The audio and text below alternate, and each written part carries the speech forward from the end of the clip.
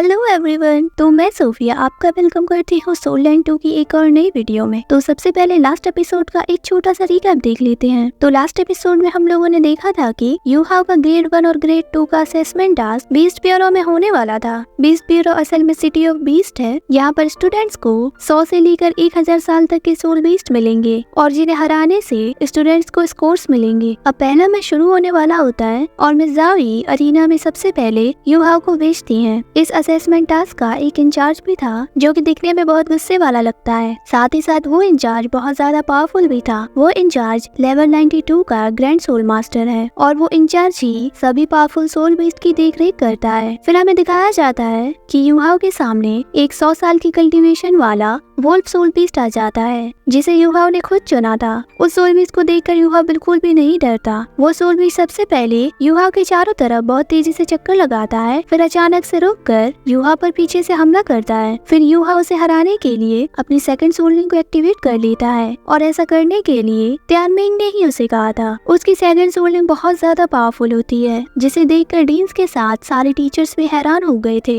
साथ ही साथ वहाँ पर मौजूद सारे स्टूडेंट्स बिल्कुल दंग रह गए थे। उस सोल बीस्ट को यूहाओ ने अपने ऑरा से ही हरा दिया था। अब बैटल खत्म हो जाने के बाद वो इंचार्ज बहुत ही ज्यादा गुस्से में आकर यूहाओ का कॉलर पकड़ लेता है और वो ऐसा इसलिए करता है क्योंकि यूहाओ की ऑरा से चैम्बर्स में बंद सारे सोल बीस्ट पैरालाइज हो गए थे। उन सभी सोल बीस्ट की चीख निकल जाती है। इससे पहले कि वो इंचार्ज यूहाओ के साथ कुछ बुरा करे, वहाँ पर डीन यान आकर उन्हें रोक देते हैं। वो इंचार्ज इस असेसमेंट टास्क को करने के लिए मना कर देता है क्योंकि उसके सारे सोल बीस्ट पैरालाइज हो गए थे, जिसके बाद डीन यान फिलहाल के लिए इस असेसमेंट टास्क को कैंसिल कर देते हैं। फिर वो यूहाओ को अपने साथ चलने के लिए कहते हैं। इन सब चीजों को देखने के बाद दाइहुआमिन की हालत खराब हो गई थी। वो अपने आप से कहता है कि ये तो अच्छा हुआ कि मैंने यूहाओ से डायरेक्ट फाइट नहीं की, वरना अब तक यूहाओ तो मुझे मार ही डालता। साथ ही साथ उसे यूहाओ पर बहुत गुस्सा भी आ रहा था क्योंकि वो इतना ज्यादा पावरफुल हो गया है। तो अब नेक्स्ट एपिसोड इसी के आगे से शुरू होता है। तो हम देखते हैं कि यूहाओ डीन यान के साथ होता है, जहाँ पर डीन यान यूहाओ से कहते हैं कि इंचार्ज गोंग थोड़े गुस्से वाले हैं लेकिन वो बुरे इंसान नहीं है, तो ये तुम्हारे लिए बेहतर होगा कि तुम उन्हें सब कुछ सच सच बताना, वरना कहीं तुम पर कोई मुसीबत ना आ जाए। ये बताते बताते डीन यान अपने मन में सोच रहे थे कि अब तो मैं यूहाओ की सारी सच्चाई पता लगा लूंगा, इसके पास इतनी खतरनाक पावर्स आखिर कहाँ से आई। उसके बाद सीन शिफ्ट हो जाता है और हम फेन्यू और डीन दुओ को देखते हैं, जहाँ पर फेन्यू कहते हैं कि मुझे लगता है कि यूहाओ बहुत जल्दी लेवल 5 का सोल गाइड मास्टर बन जाएगा।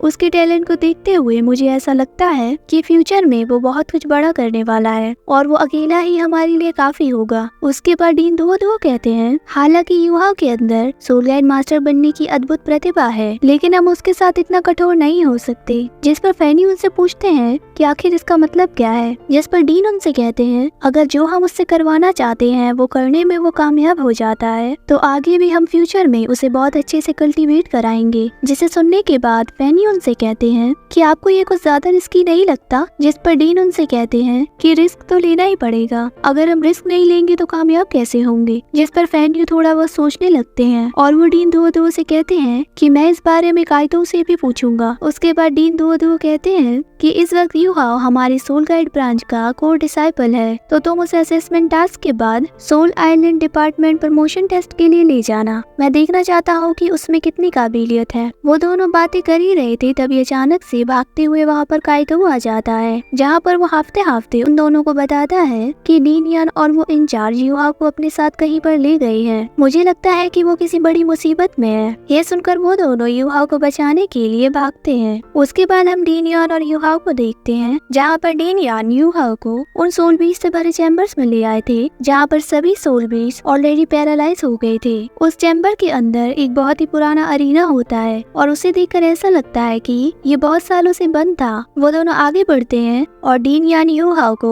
उस इंचार्ज के पास ले आते हैं। उस इंचार्ज को देखकर डीन यान उनसे कहते हैं कि मिस्टर गोंग, आपके कहने पर मैं यूहाओ को आपके पास ले आया। उसके बाद वो इंचार्ज यूहाओ को देखकर उससे कहता है मैं भी देखना चाहता हूँ, आखिर तुम हमसे क्या छुपा रहे हो। वो अपनी बात पूरी भी नहीं करते और वो तुरंत यूहाओ के पीछे जाकर उस पर अपना फायर पाम अटैक कर देते हैं, जो कि दिखने में बहुत ज्यादा ही खतरनाक लग रहा था। तो अब जैसा कि हमें पता है कि यूहा अब पहले जैसा नहीं रहा, वो हर सिचुएशन के लिए पहले ही तैयार होता है, तो वो बड़ी आसानी से उनके अटैक से बचकर वहाँ से दूर हो जाता है। फिर हमें दिखाया जाता है कि उस इंचार्ज के अटैक से बहुत जोरों की हीट निकल रही थी और जिससे बचने के लिए यूहा को अपनी एक आइस स्किल को यूज करना पड़ता है। अब इस स्किल की मदद से यूहा अपने आप को ठंडा रख पा रहा था, जिसे देखकर वो इंचार्ज कहता है कि बहुत अच्छे, मुझे तुमसे यही उम्मीद थी। फिर वो इंचार्ज यूहा के बारे में और भी जानने के लिए अपने अटैक की पावर्स को बढ़ा देता है। अब उस इंचार्ज का वो अटैक और भी ज्यादा पावरफुल हो गया था, जिसे यूहा बहुत ज्यादा मुश्किल से ही हैंडल कर पा रहा था। जब यूहा को बहुत ज्यादा ही तकलीफ हो रही थी, तब वो अपनी सेकंड गार्डियन सोल की फर्स्ट सोल स्किल को यूज करता है और इस स्किल को सोल ऑफ द अर्थ कहते हैं। अब इस स्किल की वजह से यूहा के चारों तरफ आइस स्पाइक्स आ जाते हैं और साथ ही साथ उसके ऊपर स्कॉर्पियन हैंड्स आ जाते हैं। अब इस बेहतरीन स्किल को यूज करने के बाद यूहा उस इंचार्ज के अटैक के सामने डट गया था। उसकी इस स्किल को देखकर उस इंचार्ज के साथ डीन यान भी हैरान हो गए थे, लेकिन तभी वो इंचार्ज हैरान होकर यूहा से पूछते हैं कि तुम्हारी 1,00,000 ईयर्स वाली सोल रिंग को क्या हुआ। फिर वो दोनों ही यूहा के पास आ जाते हैं और वो दोनों कहते हैं तुम्हारा ये अटैक पहले जैसा तो बिल्कुल भी नहीं है, तुम्हारी सेकंड सोल रिंग को क्या हुआ। लेकिन यूहा बिल्कुल चुपचाप वहाँ पर बैठे हुए था। उसके बाद डीन यान उससे पूछते हैं कि क्या तुम्हारे पास सेकंड गार्डियन सोल है, जिसके बाद यूहा खड़ा होकर उन्हें जवाब देता है कि हाँ, यही मेरी सेकंड गार्डियन सोल है। ये सुनते ही उन दोनों के होश उड़ जाते हैं, जिसके बाद सीन शिफ्ट हो जाता है और हम दाई ह्वाबिन की टीम को देखते हैं और याजी ये उनसे कहती है वो डरपोक लड़का आखिर इतना ज्यादा पावरफुल कैसे हो गया, वो इतना काबिल तो बिल्कुल भी नहीं है। जिस पर ज़ोलू कहती है कि दाई ह्वाबिन, हमें उस लड़की का कुछ न कुछ तो करना ही पड़ेगा, क्योंकि मैं उन तीनों के सामने झुककर माफी नहीं मांगना चाहती। ये सब सुनकर दाई ह्वाबिन को बहुत ज्यादा गुस्सा आता है, लेकिन वो जैसे तैसे अपने गुस्से पर कंट्रोल किए हुए था। वो अपने मन में कहता है कि मैं तुमसे इसका बदला जरूर लूंगा। उसके बाद फिर से हम युवाओं को देखते हैं, जो अपनी एक सोल स्किल का यूज करके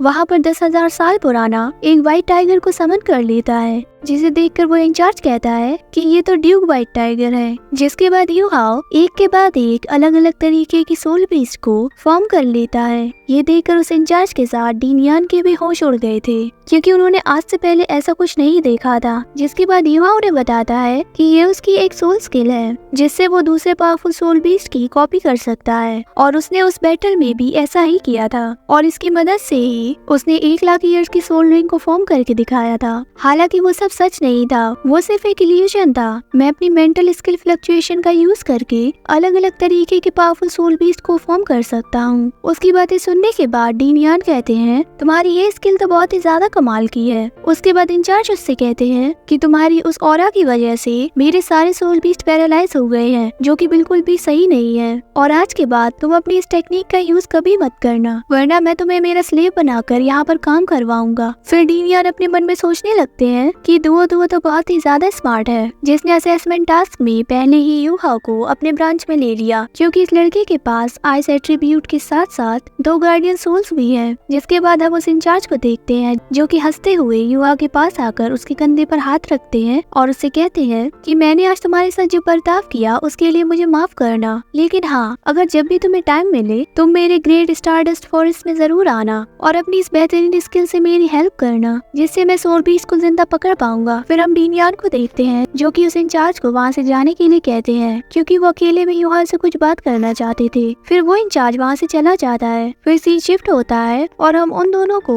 डीन यान के ऑफिस में देखते हैं, जहाँ पर डीन यान युहा से कहते हैं कि युहाओ, हमें माफ करना, हमारे गार्डियन सोल डिवीजन ने पहले तुम्हें अच्छे से एग्जामिन नहीं किया, तभी तो फ्रेशमैन एग्जाम को पास करने के बाद भी हमने तुम्हें कोर स्टूडेंट बनने के लिए अप्रूव नहीं किया। मैं तुम्हारी परख नहीं कर पाया, मुझे इस बात का बहुत दुख है और ये मेरी जिंदगी की सबसे बड़ी गलती है। यहाँ तक कि डीन यान युवा के सामने झुककर उससे माफी मांगते हैं। ओ वेट, अब मैं बिना बोले नहीं रह सकती। तो गैस देखा कि कैसे सीन चेंज हो गए हैं। पहले यही डीन यान युवा की टीम का नाम बदलकर वांगडोंग की टीम कह रहे थे। वो तो वांगडोंग के सामने युवा को कुछ समझते भी नहीं थे। उस टाइम सोचो युवा को कितना ज्यादा बुरा लग रहा था, जब फ्रेशमैन एग्जाम का विनर बनने के बाद भी डीन यान ने सिर्फ xiaoxiao और वांगडोंग को ही कोर स्टूडेंट बनने के लिए अप्रूव किया। अब वो ही डीन यान युवा के सामने झुक झुक कर माफी मांग रही है। मैं तो बहुत खुश हूँ कि फाइनली हमारे युवा को उसका प्राइड वापस मिल रहा है, लेकिन अभी तो शुरुआत है, क्योंकि उसे और भी लोगों को सबक सिखाना है। तो अब इसे फिर से कंटिन्यू करते हैं। तो डीन यान को अपने सामने ऐसे देखकर युवा भी थोड़ा शर्मिंदा होता होता है और वो बहुत रिस्पेक्ट के साथ उनके सामने झुककर उनसे कहता है कि नहीं, आपको ऐसा करने की कोई भी जरूरत नहीं। उसके बाद डीन यान उनसे कहते हैं कि मैं अपनी गलती को सुधारना चाहता हूँ और इसीलिए मैं तुम्हें गार्डियन सोल ब्रांच के इनर कोर्टयार्ड का स्टूडेंट बनाना चाहूंगा। डीन यान आगे कहते हैं कि तुम बिल्कुल भी चिंता मत करना, मैं खुद तुम्हें ट्रेनिंग दूंगा और साथ ही साथ तुम्हें सारे रिसोर्सेज भी दिए जाएंगे। डीन यान एक के बाद एक ऑफर्स देते जाते हैं जिससे किसी भी तरीके से यू हाओ उनके ब्रांच में शामिल हो जाए और उनका स्टूडेंट बन जाए। अब उनमें ये सब बात हो ही रही थी, तभी हम ऑफिस के बाहर फैन यू और डीन दुओ को देखते हैं जो कि किसी चोर उचक्कों की तरह दरवाजे से कान लगाकर उनकी बातें सुनने की कोशिश कर रहे थे। फैन यू को देखो, ये कितने ज्यादा फनी लग रहे हैं। उसके बाद डीन यान यूहा से कहते हैं कि क्या तुम वांगडे व xiaoxiao के साथ रहना नहीं चाहते क्योंकि वो पक्का फ्यूचर में मार्शल आर्ट डिपार्टमेंट के डिसाइपल बनेंगे। यूहा बहुत गहरी सोच में पड़ गया था कि आखिर वो क्या करे और वहीं डीन यान हर मुमकिन कोशिश कर रहे थे जिससे कि बस यूहा उनके साथ शामिल हो जाए। वो ये सब सोच ही रहा था, तभी डीन यान के ऑफिस में फैन यू और डीन दुओ घुस आते हैं। डीन दुओ बहुत ज्यादा गुस्से में होते हैं और वो डीन यान से कहते हैं कि यान शाओजी, तुम तो बहुत ज्यादा बदतमीज हो, तुम्हें अपना वादा तोड़ते शर्म नहीं आ रही है, तुम हमारे बीच हुए समझौते को कैसे भूल गए। जिस पर डीन यान कहते हैं कि मैंने तुम्हारा कोई भी वादा नहीं तोड़ा है, युवा अभी भी तुम्हारे सोल गाइड ब्रांच का